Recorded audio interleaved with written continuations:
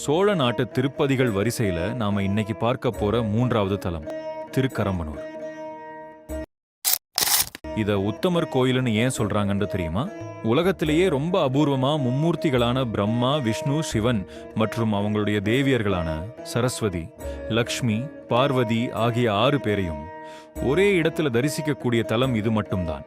பிரம்மஹத்தி தோஷத்தால சிவனோட கையில ஒட்டிக்கிட்ட பிரம்ம கபாலம் இங்க இருக்கிற மகாலட்சுமி பூரணவல்லி தாயார் போட்ட பிச்சையால தான் விடுபட்டது. ஸ்ரீரங்கம் ரங்கநாதர் கோயிலை நிர்மாணிக்கும் போது அங்கே வேலை செய்த தொழிலாளர்களுக்கு கூலி கொடுக்க பணம் பற்றாக்குறை ஏற்பட்டதாம். அப்போது ரங்கநாதர் சோழ மன்னனிடம் உத்தமர் கோயிலுக்கு போய் அங்கே ஒரு கதம்ப மரத்தடியில் புதைந்திருக்கும் தங்கத்தை எடுத்து வந்து வேலையை முடி என்று சொன்னதாக ஒரு கர்ண பரம்பரை கதை உண்டு.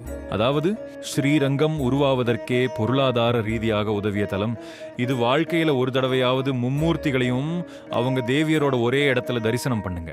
அடுத்த வீடியோல 4வது திவ்ய தேசம் பத்தி பார்க்கலாம்.